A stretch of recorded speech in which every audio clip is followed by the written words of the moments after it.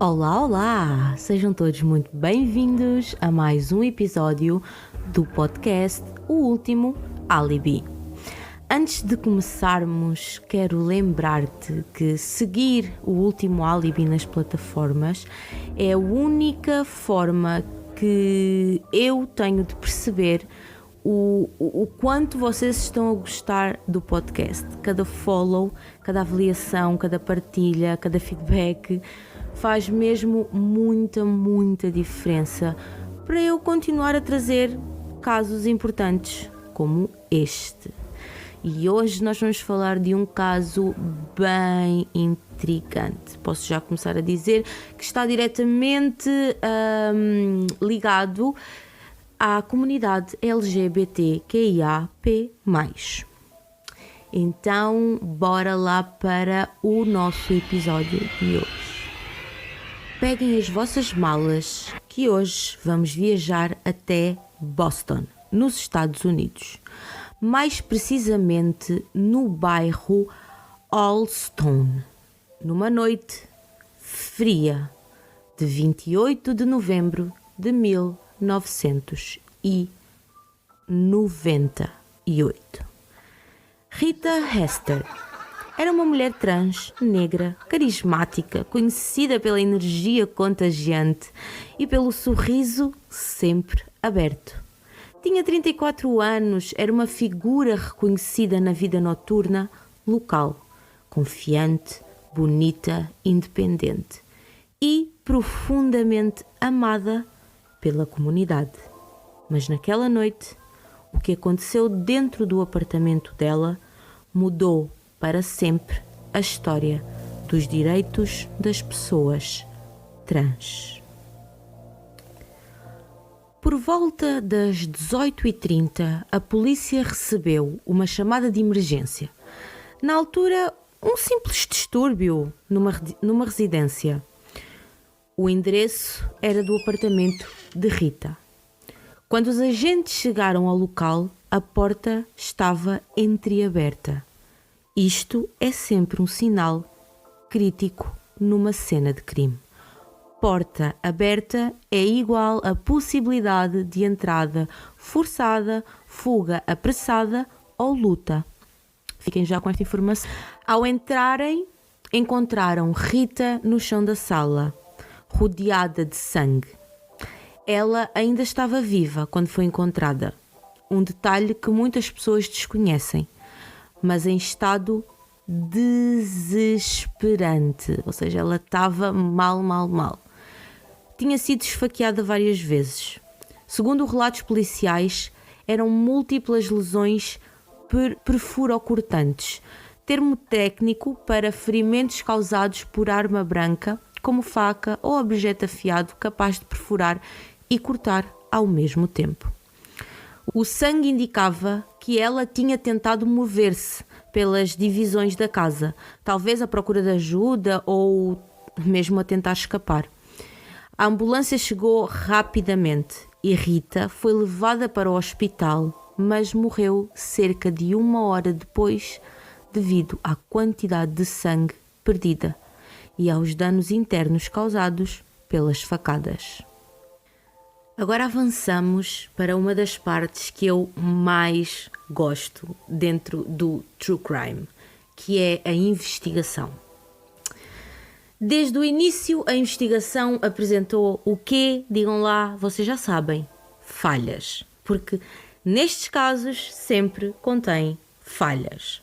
Enfim, apesar de se tratar de um homicídio brutal dentro de uma casa, que normalmente seria tratado como prioridade, o caso de Rita começou logo a perder força.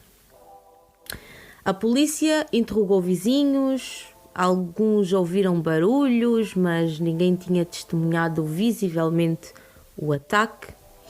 Não havia sinais claros de arrombamento, o que sugere que Rita conhecia o seu agressor e assassino. E assim abriu a porta voluntariamente. Mas mesmo assim, pouco ou nada foi feito. Nenhuma pista segurada, nenhum suspeito formalmente identificado, Nenhuma prisão, nenhuma teoria oficial solidamente apresentada. E hoje, mais de 25 anos depois, o assassino continua sem nome. E nestas situações peculiares, o que é que vocês acham que também atrapalhou aqui a investigação deste caso? A imprensa. Exatamente. O outro golpe veio da imprensa. Na altura, os jornais insistiram em usar o nome morto de Rita, ou seja, o nome que ela já não usava. Sim, as pessoas trans, quando se transicionam, elas mudam o nome para aquele nome que se sentem mais acolhidas, que se sentem identificadas. E o nome que já não usam, damos aqui o nome de nome morto, ou seja, não se usa, ok? Não se usa. Também a tratavam nos pronomes errados e de forma desumanizante. Ou seja, uma transfobia aqui de leve, né, por parte da imprensa, bem tranquilo, graças a Deus. E isto tudo claramente não ajudou em nada na investigação. Agora vamos explicar isto para quem está a ouvir. Como eu já vos tinha dado assim um lamiré antes, vou aqui explicar mais tecnicamente o que é que são os conceitos que eu já falei. Nome morto. O nome anterior da pessoa trans. O que ela deixa de usar. O que ela deixa de ser. O uso dele sem consentimento é considerado uma forma de violência e um apagamento da identidade. A cobertura mediática reduziu Rita a uma curiosidade, em vez de tratar como vítima. Não nos vamos esquecer que Rita está morta. Resumiram a história dela a sensacionalismos e linguagem carregada de preconceito. E é claro que, como todos nós sabemos, cada ação gera uma reação. E esta reação foi a resposta da comunidade.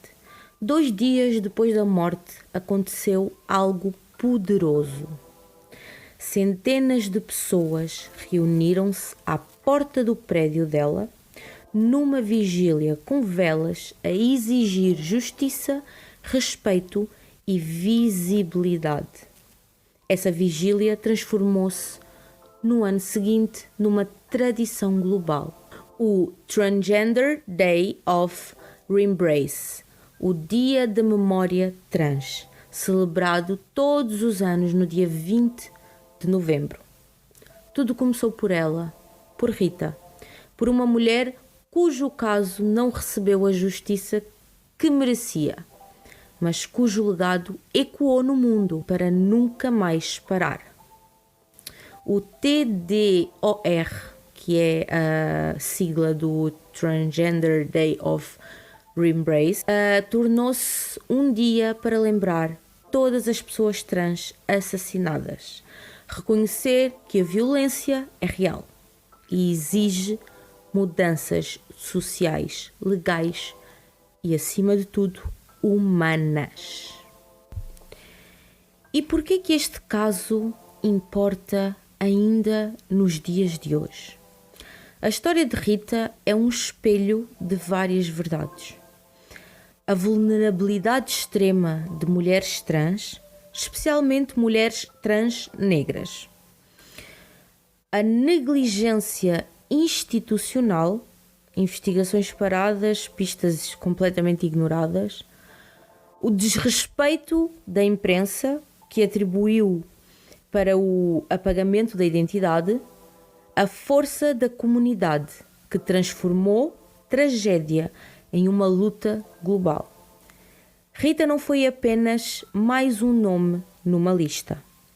Ela foi o início de um movimento. E, mesmo sem justiça, a memória dela tornou-se resistência. E é isso, malta. Bom, chegamos ao fim, não é? Se gostaste deste episódio e queres apoiar o Último Álibi e garantir que eu continuo a trazer casos como este, desta profundidade e respeito, segue o podcast nas plataformas, por favor. YouTube, Spotify, sigam aí o podcast. E é mesmo muito, muito importante. É a única forma que eu tenho de perceber se vocês estão desse lado, o que vale a pena continuar. É claro. Obrigada por ouvires. Voltaremos no próximo episódio com mais um caso que merece ser contado. E quase que me esquecia. Até lá, mantém-te atento, porque o Último Álibi pode estar mais perto do que imaginas.